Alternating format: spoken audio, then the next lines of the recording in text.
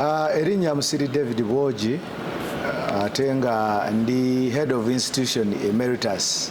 Kitegeeza nze avuddeko we twabadde kulonda NEC sas of course fenga mu NUP ofuga ekisanja kyo ofuga ekiseera kyo atuweereza bulungi NUP kati nze mbadde nakagiweereza ndowooza emyaka giringa 8 ng'obalidde ddala okuviira ddala mu People Power okuviira ddala mu Kyaddondo East okuviira ddala buli wamu. So kyamukisa mulungi nti nfunye exposure. Ebintu mbirabye nga bwe bitambula.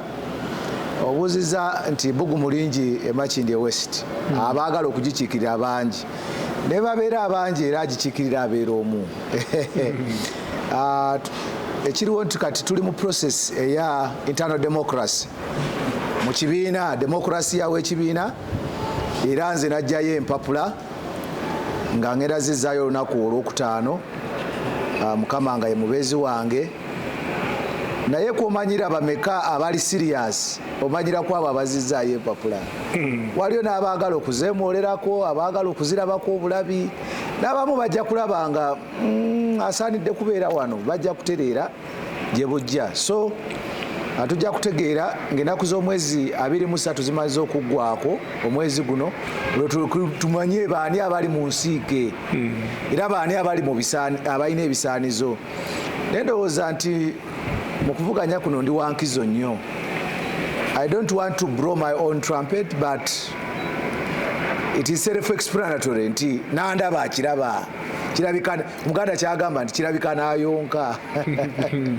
Nti tubaddewo tukoze byonna tubikoze kati ke kaseera naffe tubeere nga tuli mu ntebe nga tuweereza bana Makindye West. Okay. Honorable, ovudde mu institutions. Yeah. Kati okukolako tuyinza obutasooka kupimira mu Makindye ne tudda waliwo tubaye tukumanyidde olina authority yonna. Oyinza kutugamba biki ebituukiddwako mu bukulembeze bwo nga head of institutions mu NUP? Wadde nga toyagala kumpimira Makindye, sebo ne Makindye mbadde nkolera ddala n'okusinga ate nno gy'obadde ondaba. Ekisooka nti Musiri David is an activist, nationalist, pan-Africanist. So ng'ovudde ku bino ebirala, I am a human right defender. Ndi mulwanirizi w'eddembe ery'obuntu. Ate ng'era ndi mulwanyirizi w'eddembe ery'ebutonde. I am a climate activist. Nti bino byonna mbadde mbikola era gwo mulimu nagwewa, mulimu gwa nakyewa, okulwanirira eddembe ery'obuntu, okulwanirira obutonde, okulwanirira eggwanga Uganda, okulwanirira continent semazinga Africa.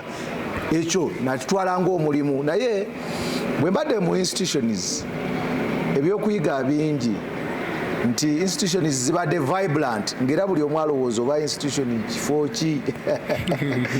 Naye tuwangudde buli university mu ggwanga lino. We have traversed this country. Tutambudde buli mu busonda bw'eggwanga lino nga tuwangula ne ka institution akatono koolaba eyo.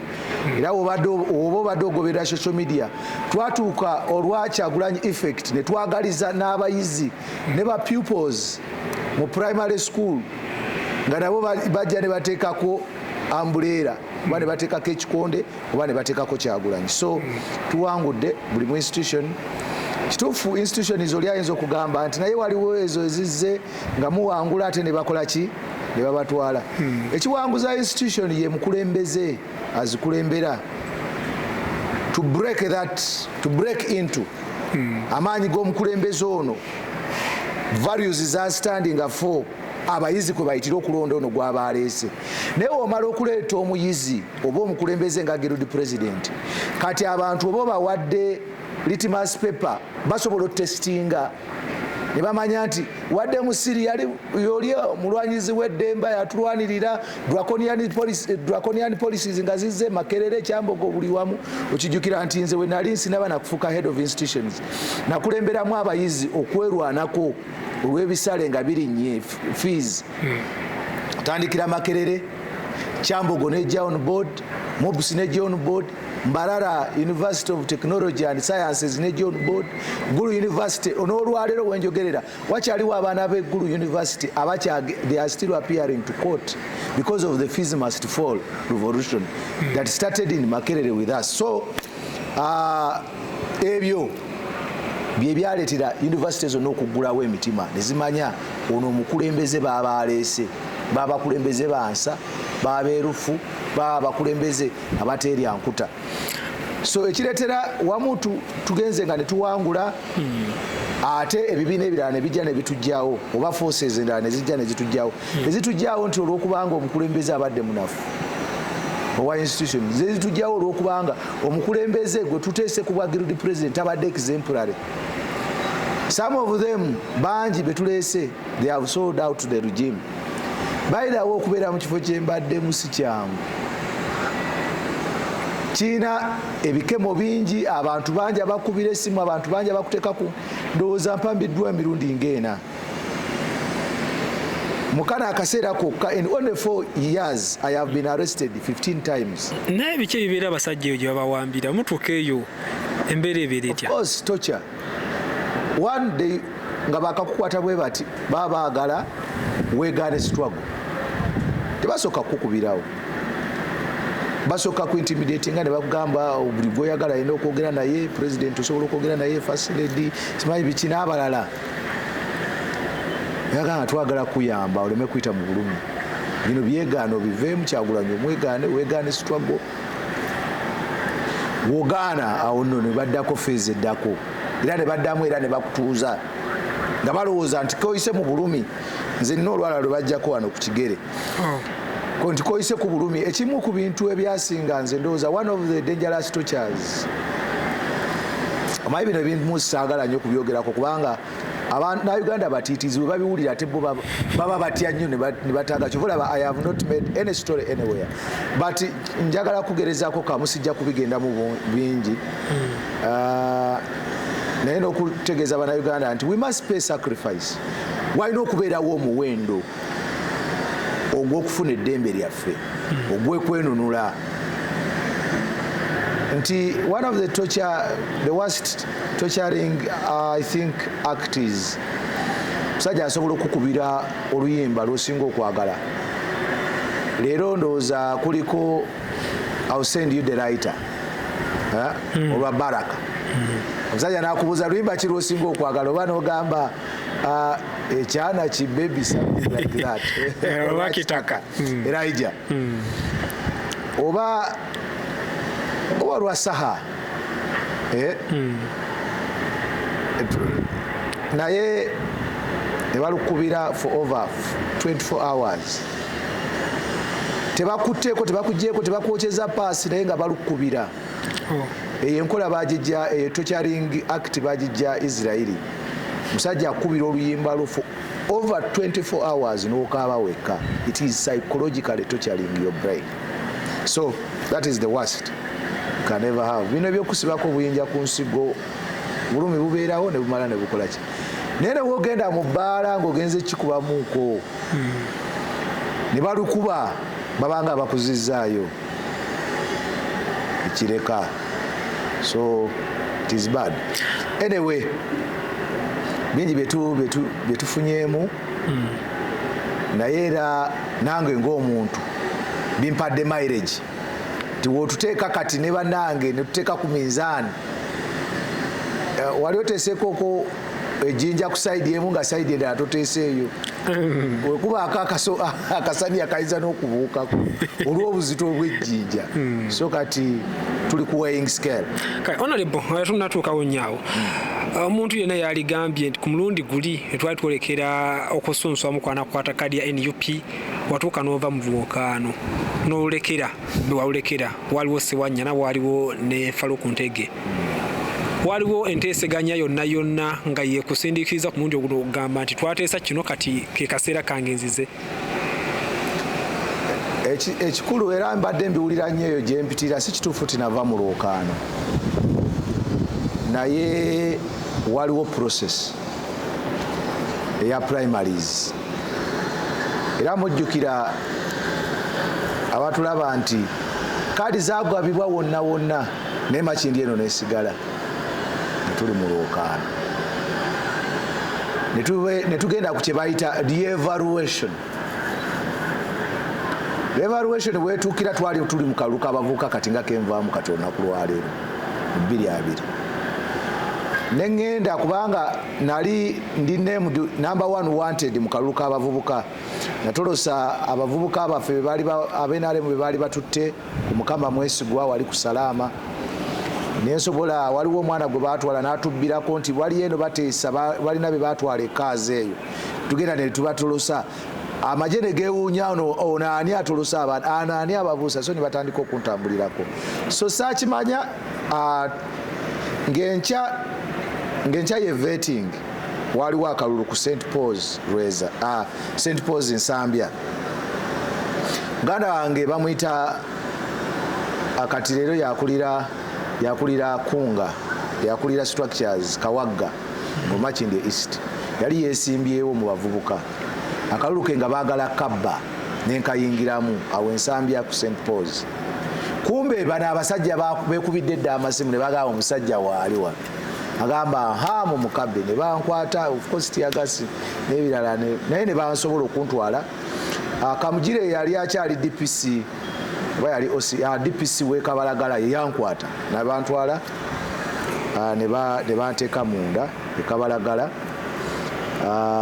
sasa olunaku ne lutuuka olwa vetting nesobola kugenda nga bankutte bamala ne banta another day after vetting kiro in fact banta olunaku lwe bavetinga naye ekiro nga bamaze okuvetinga nengezaako era twagivuga oddayo n'otunuulira ku Ghetto TV twava Ekabalagala ne tugenda mu premises Kamwokya by then we twali tulina headquarters zaffe netutasobola kubasangayo ne bali ne bankubira esimu ne baŋŋamba naye tujja gwe kuvetinga enkya you shall have a special vetting kosi nengendayo the next day ne banvetinga netuvayo nga tujaganya kubanga ffe kyali kirabika nayonka bankutte ku mulimu gwa NUP badde ngera nange ekimanyi ne bannange nti kaadi egenda kuba ki yaffe netuvayo nga tujaguza tuba tugivuga twavuga zugu zaffe tuba tuzivuga twalinayo bannaffe baali bawambye era mu kalulu k'abavubuka nga babalese mu kooti e Makindye awo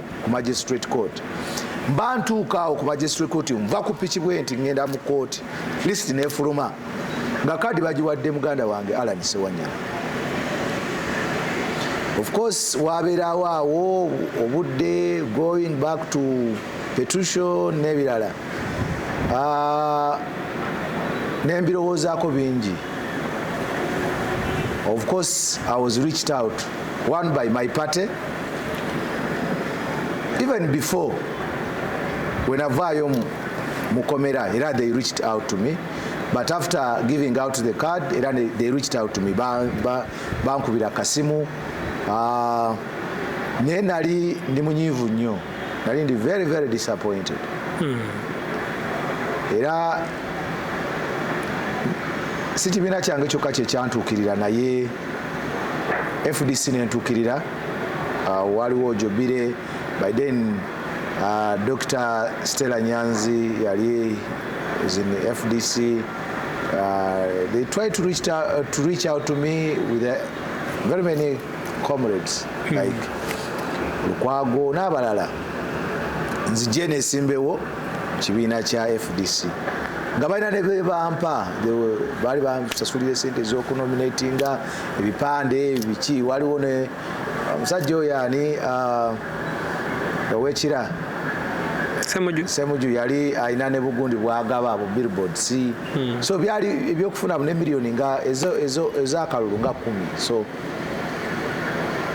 NRM nayo netuukirira ssebo egamba lemera mu kalulu nogana sente lemera mu kalulu tukuwe sente naye gwe baali boogera naye baali tebamumanyi. Abaali bamumanyi era babagamba oyo mutewanira bwereere kubanga nali mu Fismas Forum gye mbadde mugamba ye Makerere. Natuuka ku price tag eya 1 billion nogenda bantwale nsomere bweru banzijanjabire na bweru mbagamba ezo sente za wa musolo, that is corruption, and that person that was speaking to me was Salim Sare and they are brokers. Nebagamba mwe mwina na kubeera luzira so ne bantukirira bangi, abalala ne baagala mbeera independent, abalala ne bagamba tova mu kalulu lwakiribeera independent. Naye nafuna obudde ne neebulira ng'omuntu naye nga kangende nkole petition ku kitebe. Naye eggulo limu olwa pressure yaliwo ennyingi natula nenfuna gye bayita liberation, nti okwolesebwa nga nekyunzizaayo ku bakyala bali ababiri bamalaaya. Omu yazaala omwana, bombi bazaala abaana, omulala ne yeebakira owuwe, naye oli we yali alina otulo tungi ng'ono amaze okutta owuwe n'aswikinga n'atwalamu wa munne. Era bwe baatuuka emusango ne gutuuka owa Kabaka Sulumani, byebimu ku byaweesa Kabaka Sulumani amagezi, okubawo nti mugezi nnyo. Bwe baatuuka owa Kabaka n'ayita Edi Mutwewe, genda oleete embazi tumutememu. Omukyala ataali nanyini mwana n'agamba naye nga yalina omwana omulamu naye nga siwuwe, n'agamba ekituufu Kabaka baleete batememu, twale ekitundu n'oli atwale ekitundu. Ayali nanyini mwana n'agamba nti omwana bamuwe munnange, tuleme kumufiirwa ffenna, akamukuze. Nenkola okusalawo okulungi, ne ŋŋamba waabanga kaadi bagiwadde Ssewanyana nja kumuwagira. And I conceded after 3 days. Nitukola agreement nga waliwo ne Secretary General wa party Dr. Lewis Rubongoya. Nga twalina ku kamera nga bwe tuli kuno ku Ghetto TV. By then Ricardo yali recordinga kati ali Kenya, be bamu kubaawangusibwa nnyo. N'abalala abatonotono baaliwo. So bino byenjogerako, it is on record. There was both a verbal and video agreement. Nga agreement eritanga abakulu baŋŋamba nti omusajja yasabye ekisanja ekisembayo eki Ssewanyana. Era nga yabagamba yamala ekisanja kino agende mu FUFA oba mu mupiira n'ebirala. Yali ayagala bwafa president. Eŋŋamba nze kiryoke ekisooka twayitanga mu bantu eyo mu nkwero nga bakugamba kimu, banayo oli mulungi nnyo naye tukkiriza tukwagala nnyo mwe mwatandika ekibiina kino, naye bwe batakuwa kaadi bambi tojja wagira gwe bawadde kaadi. Yanga agreement eno yali eri mu bantu, teyali just kufa abatono. Agreement eno gye bayita people power, maanyi g'abantu. Abantu babeera ne kye bakusaba. Wadde nga walingawo abaŋŋamba jangu independent, naye abantu abangi baali basaba kimu, tusobole okuwangula ekifo kino, kubanga ojja n'olinajja omulaba asobola okubayita wakati. So olw'omutima ogwo omulungi nensalawo nenkosidinga, era saakomako ekyo nakola. Nze siri muntu akugamba obugambi nti ngenda kuwagira nentuula eyo. Lunaku lumu twali Soroti, kubanga ku presidential trail eyo gye twalimu eyali battlefield, nze nali head of protocol, naye twali tuli Soroti. Ne baŋŋamba nti kaadi egenda eri mu lusuubo, nga bakansala bonna abasinga bagenze Wantege ate ali ku independent.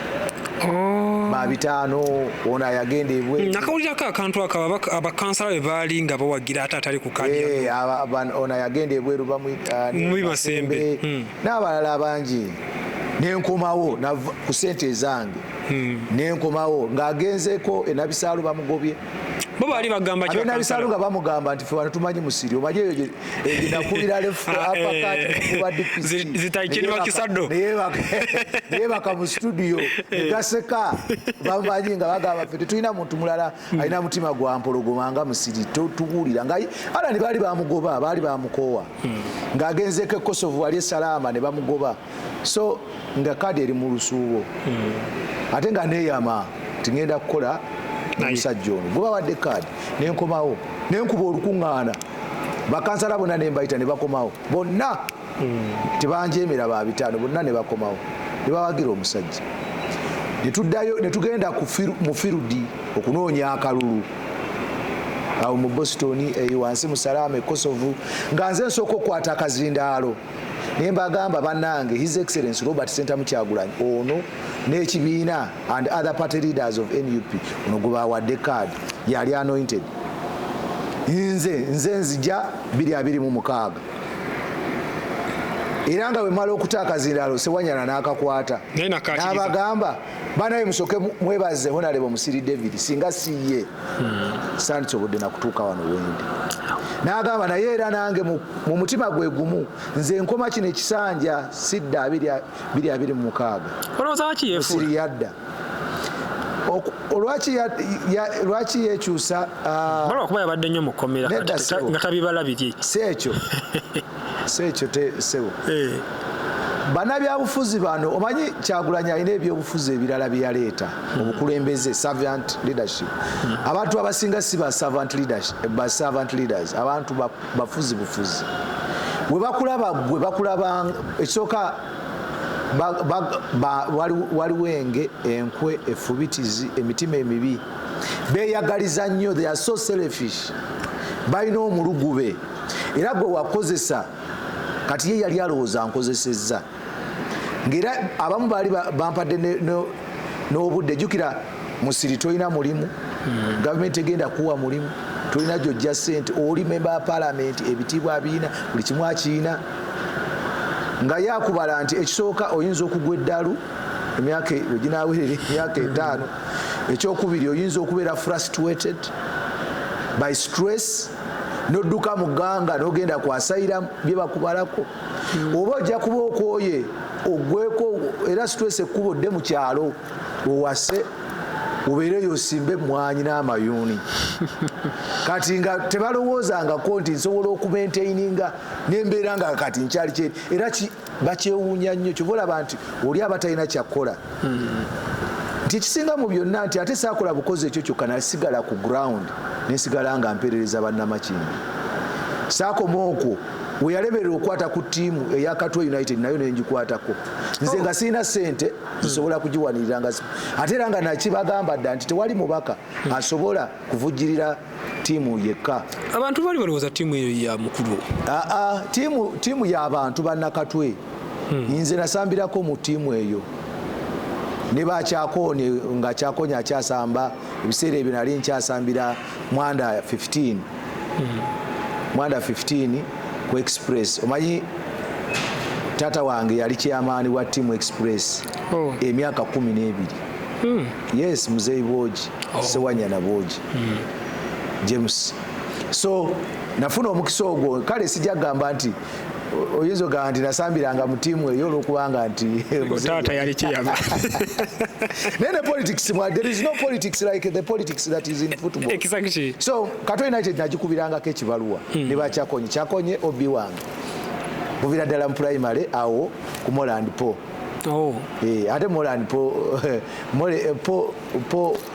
mukadde wa kanisa yawo mukadde wa kanisa wano awo ese bwe batuvujjirira era njagala nakumwebaza abo singa tebaali abo tomanya ebintu byandibadde tebitambula bulungi kubanga we nasomerera ku Moland Po nga muzeyi wange pensiona ate ng'essente nga bw'obimanyi.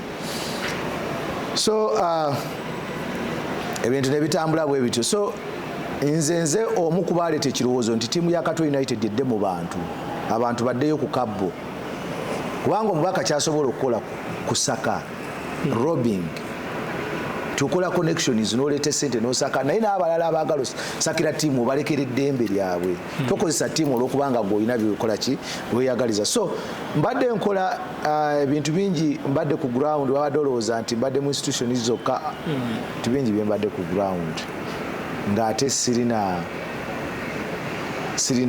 member of Parliament officially. Bantu bangi benfunidde scholarships ebyo sijja kwekubira sijja kweyogerako abamu ojja kubeewulirira nga bakugamba nti waliwo abaana abasomye ne batikkirwa n'okutikkirwa because of me. Okay. Kiki ekikufuula better candidate kati nga tuvudde ku ground kubanga ekibiina kyo kirina byeki tuyinza obutagendayo nayo kubanga ate ndaba obadde mu institutions ndowooza ekyo kiyinza okubeera nga kimukirako naye kati kye tuyinza okugendako eki kyolowooza Ssewanyana kye yakusinga ku mulundi guli okuba nti ye baamuwa kaadi oba kye yasinga mwenna abaali mu lwokaano bagezaako yasaba ng'asabayo ekisaba ebiseera ebisinga ababaka abo baagala nnyo okufuna okusabayo ekisanja ekirala bantu bantono nnyo era kyovola nti nze ebintu ebimu ebimpagiza His Excellency Robert Ssentamu Kyagulanyi because of his values he stands for. tiyali mu Parliament oyo emyaka 3 gyokka gyali gimumala okufaanana ekifaananyi kya bwa president. Naye abantu abalala ekibasabisa ebisanja ebibiri kubeera nga they qualify for pension, they qualify for other incentives ezijja olw'ebbanga eryo. Waliwo incentives zofuna ng'omaze kumalayo ebisanja. So kyova olaba abantu basaba nnyo, si lwakuba nti baagala kuweereza abantu, wadde nga nze mmanyi nti omuntu kasasuka ebisanja bibiri aba avudde ku mulamu aba takyasobola kuweereza abantu. Omuntu yandiweereza abantu kisanja kimu emyaka 5 oba 10 full stop, n'agenda ewalala or you retire. You retire and do other things. Gwe bakuwa oli willing yourself ekisanja kimu. Nze n'ekisanja kimu kimmala. Bugambye oli yaliyo myaka 3 gyokka. Kati mbadde nkugamba obadde ogamba kiki kyeyatusingako nti ebiseera ebisinga ttiimu nga bwolaba ttiimu kocha asobola okulekayo omusambi amaleyo eddakiika ze. Edda kitegeeza nti musambi mulungi. Bwe naakusigaza eno owano osobola okubanga waliwo n'ebirala by'obulamu osobola okukonteininga n'okulaba n'okumuwaakinga kati tubadde tukola. Kati ke kaseera tuleeta super substitute. Kale omuntu ayinza tunuulira ekyo n'amugamba naye omanyi obudde bwasaba buweddeyo, alina ebimulemye ng'omubaka wa Parliament wa Makindye West by'ogamba nti olw'ensonga eno neino newankubadde tulina endagaano nene kino kiganye. Byakoze abikoze, tewali muntu asobola kubanga talinako byakoze, and we want to appreciate him. Awumule bulungi. Naye otunulira Makindye entabiro y'ebyobufuzi. Makindye yansambu ayawakanya Museveni namutwala ne mu kooti ng'ensi tennabikkuka maaso. Yeyo Makindye gyenjogerako. Ayali very very articulate and elaborate mu Parliament on preliminaries. Oyo n'asikirwa Kyanjo Hussein omugenzi. Kiba kitegeeza eddoboozi lyaffe libadde likyabulamu. Era kyova olaba nti buli omu kati yeesunze. Parliament erimu Musiri David Bogi. Kubanga omubaka ekisinga obukulu ddoboozi. Omanyi waliwo bino ebirala byetusobola okukola eby'obuntu. Obuntu busobola okukola ebirala, lobbying, kugulayo ambulance, kuyamba abantu, kubanga first of all constituency yaffe yabadigize ya talents. Unokubanga ofaayo nnyo ku talent ozirobingira abayimbi ka studio at least muntu butono nnyo. Abakubi b'ebikonde ringi bwoba osobodde ogifuna kintu kitono nnyo. Ebisaawe, emipiira, biki abantu okubafaako kati ebisaawe bagenda babitwala. Batwala ekyakato United osanga Messi kati eri naye mu buzibu wali ensambi bintu bingi, naye wetaaga okubeera n'omuntu ategeera sports. Sikumwogerako bwogezi. Akali ku Queens wano we bayiwe ettaka. Okitegeera ffe twakula tusambira ku sharing, ffe twajjanga naye kati sharing wakyaliwo ekisaawe. So kitegeeza nti bingi bye twetaaga ate otunuulira nti n'abantu there is a lot of unemployment and underemployment in a constituency. Kubanga constituency olina gitunuulira mu byabugagga byeyina. Ekyobugagga kyeyina constituency eno it is talents. Eyina ebisaawe, eyina abazanyi b'ebikonde, eyina abayimbi, eyina amabaala, eyina restaurants, eyina lodges, eyina cottages, eyina hotels. Naye ne wotunuulira akantu katono nnyo kale katugeze nti tukutte ku kasasiro twekozeemu omulimu. Okimanyi nti waliwo abafuna ekigulira amagala eddiba. Wogenda wali ku papaazo wa Mr. Kisemakula tasobola kugaana kwogera na mukulembeze nga member wa Parliament ayagaliza abantu be. N'ogenda wali owalule ku Pakalast, n'ogenda wano ku H&M owa Haruna n'omugamba twagala kasasira avaano. Abamu ku bonze ntera okwogera nabo ekitono nnyo basasula $5,000 omwezi okutwala kasasiro oyo. Naye ng'abantu basobola okwekolamu omulimu. Hotels nyingi, omanyi clubs meka ze tulina muno. Wali ku Big Street owa Kampala owa Sweet Kid. Zisobola n'okwekolamu omulimu ng'ebyo byokka. Wetutuuka nti talent tulina abayimbi. Omubaka wa Makindye yandibadde ayogera ku corporate law. Kubanga ekifuula Diamond owe Tanzania different from Bakamiri, Bakenzo nti ewaabwe corporate ekola. patent rights and copyright rights, you know. Nti omuyimbi sente nga bwe zizze agenda zifunamu. Omuyimbi omwe asobola wabanga sente ze nga okuba oluyimba lw'ekola Tulina omusasula, TV wekuba emusasula, baba bagagga YouTube n'ebirala nga ebintu bye bimusasula. Yandibadde nga olwaleero Lord Fred Sebata yandibadde teyeetaaga na kujja kukola bivvulu. Paulo Kafeero, tunulira omusajja nga Fire Bongole Lutaaya. Buli we tutuuka mu Christmas ennyimba zikubibwanga ezajjo, oyo famire ye singa ngagga nvundu. Kitegeeza nti omuyimbi omu kati nze natunulira Ed Kenzo muganda wange ne ŋŋanda Ed Kenzo. Nze nalabiriranga muganda we yamujja mu kyalo. Gwe bayitanga Mande, yalinga awo Katwe. Yafa balwanira na mukazi mu bbaala. Naye nga olumu alemerwa n'okufuna ekikomando. Naye bwe yafa olwokubanga omulambo gwagalwa nnyo omukulu n'amutwala n'amujjako. Naye olwaleero Ed Kenzo yandibadde mugagga nnyo nga takika na nsingo nti lwaki Diamond Platinum ajjira mu nnyonyi lwaki agende. Naye ye alya eggi ne yeesubye omuwula. Bubiliyoni 3 tebulina kye butegeeza ku talenti. Nti olwaleero nja muyita Professor General Principal Paulo Kafeero, abaana be kati singa be bagagga. Juzi wano twagenda okumusabira awo ku St Agnes ng'omwana akabira saha amuyambeko abeere kojjaawe, you know, nga naye talina bw'ali. Naye kati oyo yandibadde Principal Paulo Kafeero yandibadde mugagga nga n'abazzukulu be bagenda kubeera ku ssente ezo. So twetaaga abantu abasobola okwogerera ebintu bino nga tonaba kutunuulira government, because who is government? Government is you and me who is watching me here. Gwandaba eyo gwe government, naye tukoze tutya okukyusa ebintu bino betwogerako. Nti omubaka, emirimu gy'omubaka gy'alina okukola gimanyikiddwa. Eddoboozi kikulu nnyo. Eddoboozi kikulu nnyo. Nti kati tulaba zino, kati just imagine nga Musiri David Bwogi ali mu Parliament nga baleese UPDF Amendment Bill.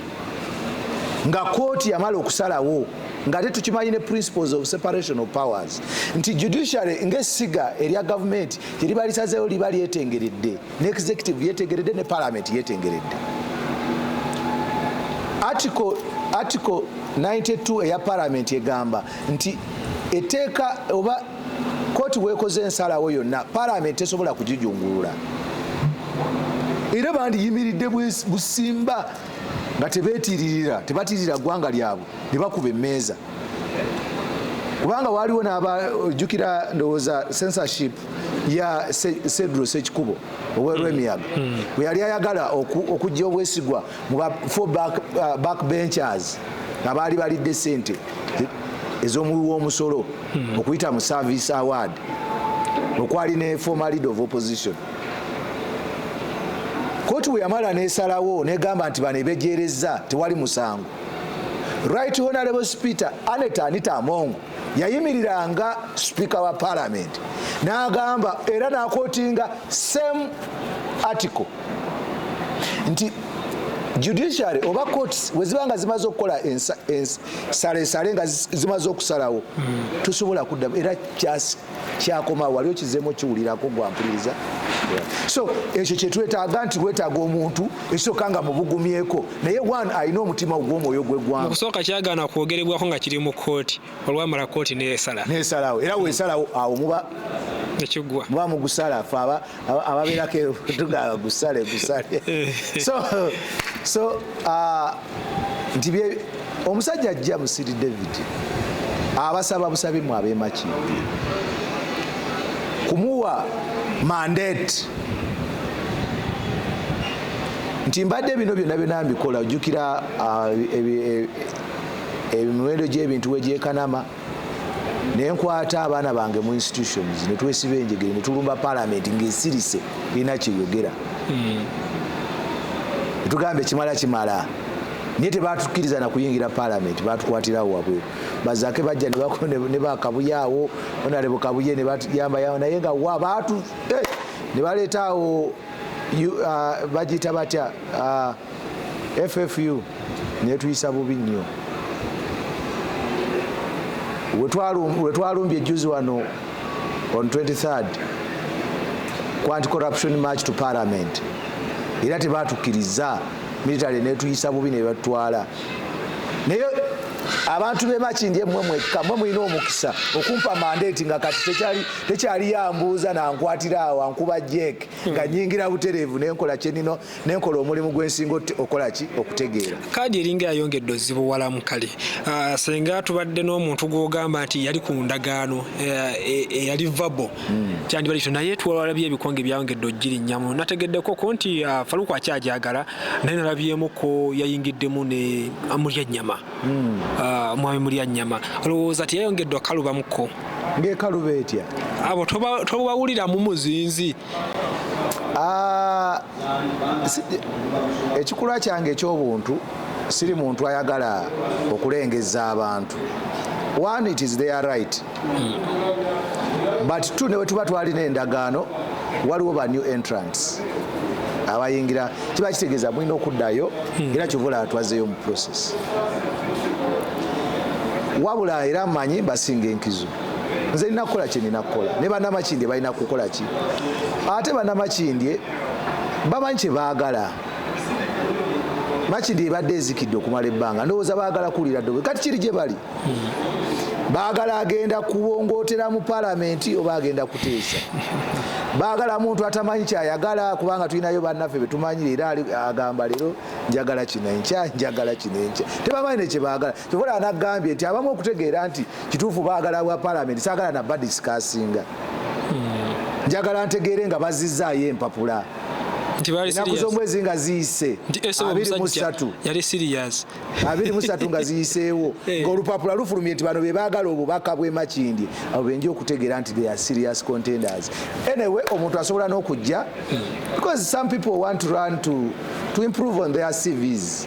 Ekyo kikulu to participate in an election is also very important. Omukyala yadduseewo yagenze Kampala sisuubira nti yadduse just yategeddewa waafiitinga otegeera nomanya nti kati wano bino birabika nayonka bano bonabona teri azze nga tetukozeeko naye era webeggalira mu kisenge bajja kubuulira era bakigamba n'abantu nti byonna byonna Musiri atusinga tumusingako kamu mu maani kyesisuubira nti abantu kyebalina osinzirako abantu baagala buweereza so oli waba yagenze teyadduse ne tiimu yatudde era kikulu nnyo era njagala okwebaza Right Honorable Speaker Zahara Mara Ruyirika okuba nga olina tiimu ennungi that is what they call a think tank, a strategic team.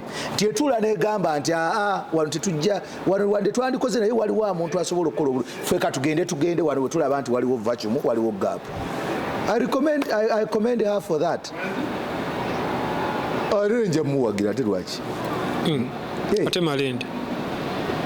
Malende abaddeyo akoze bugambe mu tiimu ebeera n'abasambi kati nze sijja kusinga coach ng'agambye nti gwe namba gundi vaayo ate nze embeera eno spectator ng'ambe nti alemereyo abeereyo no babadde bayomba bagamba Malende ku byakoze byonna ali mu ddwaliro omukazi wattu apookya obwava mu kubalira b'e Kampala tulina mission ey'okuggusa and the roles of a member of Parliament are very clear. It's not to sympathize with someone, and for me I don't call people to sympathize with me, no. Abantu bajja kunnonda kubanga bakkiriza nti nja kubeera eddoboozi lyabwe. Bino ebirala byokola bya buntu bali bakayana ku byebuntu mubaka byabadde akola. Tetusupportinga kati mbwe omuntu wabeera nga yajja n'abuuza ku muntu na buli mu n'amubuuzabuuza gwe tubakutuwa buli kimu akikole. So tukkirize process ebeerawo ate tuli mu demokrasiya tuli mu multi-party dispensation kitegeeza nti tuli mu nkola ey'ebibiina ebingi naye endowooza ez'enjawulo, endowooza y'omuntu ennungi abantu gye bakola ki gye balondako. So buli omu ateekeddwa okuvuganyizibwa. Ate olaba ne president yagenze n'ajjayo empapula. Era singa nabadde ndowooza nti waliwo asobola omuvuganya yandibadde ajjayo, naye bonna bakoze eki? Batidde buti. N'omuntu yenna alina okuvuganyizibwa. Kiringa nze sobola kugamba nti leero okubanga nalina endagaano ye lwaki bazze ne bajjayo empapula, lwaki ye bazze okunvuganya? Nedda, ekyo si ttaka lyange nti naligula kyapa kyange. Tujjako asinga obulungi. May the best woman, may the best man win the process. Okay. May God forbid senga kijjanga bwe kyali omulundi ogwasembayo notafuna kaadi oyinza kuzzaako ki? Singa kijjanga omulundi ogwasembayo ngera bwogambye may God forbid, naye kimanyi it will not happen. It will not happen. Naye nze ndi omuntu omu wasomyeko. Tubula nsaba abantu bampe chance balabeko empeereza yange. Bandabeko mu field nga nsamba nga sigusambira wabweru. Omanyi ba spectators oba abalabi b'omupiira nze nga yasamba omupiira. Wova mu kisaawe bakugamba nti wano nga tukoze bulungi. Ne bana abawagizi b'ebikonde yabeera eri n'amugamba naye ekirungi ku ky'ebikonde nti woba ozanya ebikonde kati ffe nga nze. Olina okuba nga owuliriza nnyo n'ekiva wabweru. Waawe oyinza okuba lwana n'opponent naye nga gwe tomulaba olaba bulabi naye nga tomanyi nti yasudde eddaggaadi. Kati abaana babeere nawanga kikwate kusala aho otegeera nti kisajja esala kyakoze kino kikwate ku jjo kitegeera wuyo bakugamba n'okugamba omukono ogwa left agusuula ekirungi ky'ebikonde nti mubeera ne bakoki nga bwe bali awo bangi bonna bazanya kati walabanga oli nga asudde eggaadi bwe bakugamba saidi eno kikuba eno. So nayo sijja kugaana kukikola ki naye singa kaadi ejjanga teri one, I am an engineer by profession. I did telecommunication engineering. Neryoka a flooding. My internship nagikolera ku CBS. BBS yali tenaba kujja. Oyo engineer buzalenge be bamukuba engineer be nali nkola nabo. Waliwo ne muganda wange Walusimbi akyaliyo kati olwaleero. Nenkolako mu mirongooti by then twalina aba subcontractors because waliwo merging of Celtel and Warid. Abayindi ne bajja n'Abachina ne batujjako emirimu and flooded of course. Nenzirayo nensoma Bachelor of Commerce. Era ndi mukugu. You would call me an auditor, an accountant, but I liked the speciality of marketing, being a leader. So nze ndi omu ku bantu abalowooza nti singa bana Makindye baba baganye nga sina mukisa ogwo siri ng'obakulembeze abaagala okufiira ku ntebe mu byobufuzi nga only what they know, their speciality is politics. Banze nina abakulembeze bangi bemmanyi nti olwaleero bandibadde ba consultants somewhere nga bamukaaku twaligenze nga tubanoonya gye bali nga yakuyigiriza oyogera otya okuba otya ekikalu. Olwaleero bw'omuteeka ku levo yange abantu bajja kulondawo nze olwa values zazze ze bamulaba zayimirirako nti you can easily be manipulated, you can easily be corrupted n'ebirala. So nze wesigenda mu Parliament 2026 I am planning to retire very young and specialize on other things. Kulabye nno mbadde ngeraageranya mu kano obukiiko bw'oyinza otuulako nkogu mu byenfuna kosase paaka obukiiko bwe buli obuzito oyinza okutuulako. Nze ndowooza bannamakindye bakole kimu bampe chance. Bwe batakuwa olekulidde ekyobufuzi ate kati mbanjagala muti. Let me tell you, they are ebyobufuzi era sibibeerangamu nyinza kulekulira byakwesimbawo nekyo nyinza okugamba there are very many ways to get to the top of the mountain. Museveni yajja ne yeesimbawo looza baamuwa si ye mukulembeze w'eggwanga. akuba buli lumu gye mubogeramu yafuna omubaka w'omu Parliament mugamba yafuna akalulu kamu. Ewaabwe omanyi nti by then constitution y'eggwanga yali ekkiriza omuntu okwesimba ku bwa president nga weesimba ne ku bwa MP. Yeesimbawo ne Bekwesi Kuteesa mukoddomi we baamukuba akalulu oyo omusajja ne bamulangira obunyarwanda de wammwe sale boda n'ebirala. So but today is somewhere what I still believe that this country needs change. Kyenzikirizamu nti eno ensi yeetaaga enkyukakyuka, yeetaaga revolution. Olwaleero twetaaga ba Ibrahim Traore, the current Ibrahim Traore, who is the former Thomas Sankara of Burkina Faso. Twetaaga ba Winnie Madiva abali current nga bajjidde this time around not in Stephen Biko Bantu but in Julius Malema of South Africa. Tukyalina essuubi nti wano Kyagulanyi waali. So njagala okubategeeza nti nze nja kusigala nga nwanirira eddembe ly'obuntu, nina ebintu bingi byenja okukola, naye nsaba bampe chance, mungezese naye munaba temungezesezza. I'll take other options.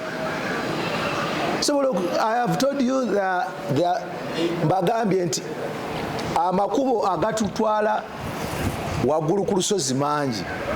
Erimu ku ddyo lye njagala okukozesa olwaleero nga mpita basaba akalulu bannamakindye okusaba ekibiina kyange okunzikiriza era okunteekamu obwesigwa okunsindika mumpeereza eri bannamakindye bansiime mbakulemberemu ngende mbaweereze mu Parliamentary ey'eggwanga Uganda. Kale weyanziza nyo ssebo.